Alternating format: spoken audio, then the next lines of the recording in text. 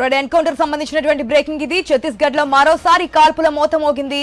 దంతేవాడ బీజాపూర్ సరిహద్దు అటవీ ప్రాంతంలో పోలీసులు మావోయిస్టులకు మధ్య ఎదురు కాల్పులు జరిగాయి. ఎదురు కాల్పుల్లో మహిళా మావోయిస్టు మృతి చెందారు. ఘటనా స్థలం వద్ద నుంచి మృతదేహంతో పాటు ఇన్సాన్ రైఫిల్, మందుగుండు సామాగ్రిని స్వాధీనం చేసుకున్నారు.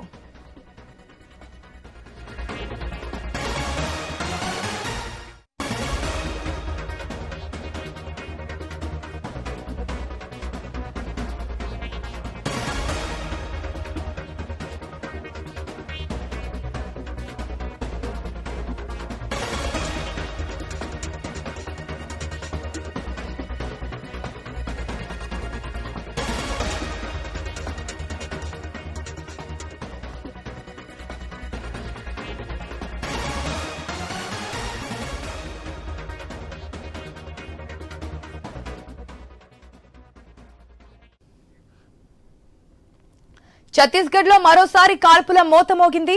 దంతేవాడ బీజాపూర్ సరిహద్దు అటవీ ప్రాంతంలో పోలీసులు మావోయిస్టులకు మధ్య ఎదురు కాల్పులు జరిగాయి. ఎదురు కాల్పుల్లో మహిళా మావోయిస్టు మృతి చెందారు.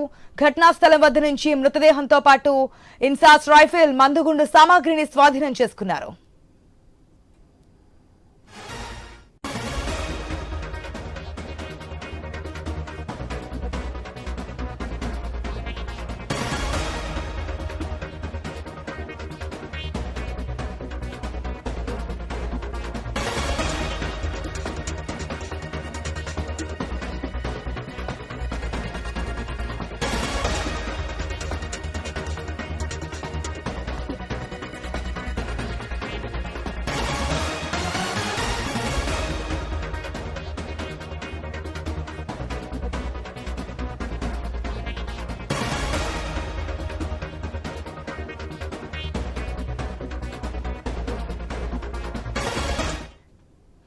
రైట్, ఎదురుకాల్పులకు సంబంధించిన మరిన్ని అప్డేట్స్ తెలుసుకుందాం మా ప్రతినిధి నవీన్ ద్వారా.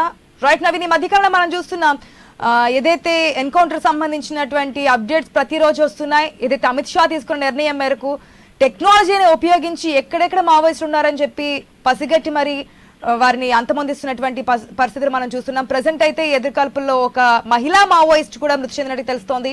డీటెయిల్స్ ఏంటి?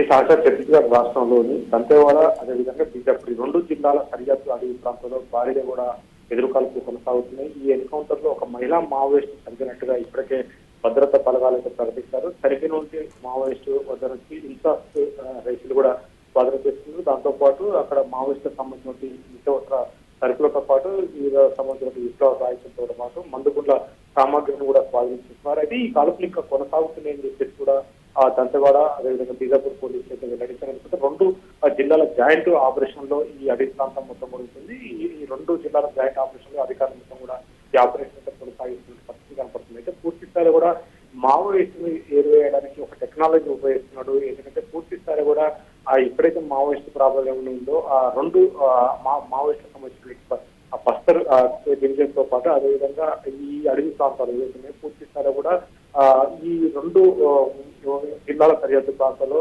మావోయిస్టులు ఉన్న ప్రతి ఏరియాలో కూడా ఒక శాటిలైట్ ఛాయాచిత్రాల ద్వారా వాళ్ళని గుర్తించే ప్రయత్నం చేస్తున్నారు. అయితే వీళ్ళు నైట్ పూట కానీ డే టైంలో కానీ ఎక్కడ అడవి ప్రాంతంలో తిరిగినా ఖచ్చితంగా వాళ్ళని క్యాచ్ చేసే విధంగా ఇవన్నీ కూడా శాటిలైట్ ఛాయాచిత్రాల ద్వారా తీసుకుంటున్నారు. మావోయిస్టు కనుక ఎక్కడ కనపడ్డా సరే అడవి ప్రాంతంలో మనుషులకు సంబంధించి అరవాళ్ళు ఎక్కడ ఉన్నా సరే ఇమ్మీడియట్ గా దానికి సంబంధించిన ఇమేజెస్ ఏమంటే కూడా కేంద్ర బలగాలకు వెళ్ళిపోతుంది. వెంటనే అక్కడికి హెలికాప్టర్ ద్వారా బలగాలు చేరుకుంటున్న పరిస్థితి మనకు కనపడుతుంది. భారీ ఎత్తున కూడా జరుగుతున్న ఎన్కౌంటర్లు పూర్తి స్థాయిలో కూడా టెక్నాలజీ ఉపయోగించి ఎన్కౌంటర్లు కూడా చేస్తున్నట్టుగా చెప్తున్నారు. పూర్తిగా కూడా 2026 సంవత్సరాల కల్లా పూర్తిగా మావోయిస్టు లేని ఛత్తీస్గఢ్ రాష్ట్రాన్ని చేస్తామని చెప్పేసి కూడా ఇప్పటికే కేంద్ర ప్రభుత్వం అయితే చెప్పినట్టు పరిస్థితిగా పడుతుంది. ఈ నేపథ్యంలో పూర్తి స్థాయి కూడా మావోయిస్టు ప్రాబ్లం నుండి దండకారణ్య ప్రాంతంతో పాటు అదేవిధంగా అబూల్పాడు ప్రాంతం ఈ రెండు కూడా ఛత్తీస్గఢ్ లో కీలకమైన ప్రాంతాలు, మావోయిస్టులకి కంచుకోట ఉన్నటువంటి ప్రాంతాలు. ఎందుకంటే మావోయిస్టు పూర్తి స్థాయి కూడా అక్కడ కొన్ని మావోయిస్టు జనతా సర్కార్ అంటే మావోయిస్టులే పరిపాలన చేస్తున్నటువంటి ప్రాంతాలను చెప్పుకోవచ్చు. ఈ ప్రాంతాలపై కూడా ఇప్పటికీ కేంద్ర బలగాలు కూడా పట్టు సాధిస్తున్నాయి.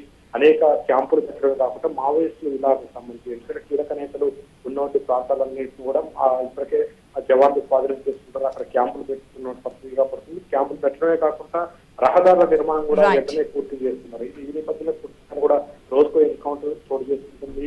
మావోయిస్టు హతమారుతున్న పరిస్థితి కనపడతా ఉంది. Right Naveen, thanks for the update.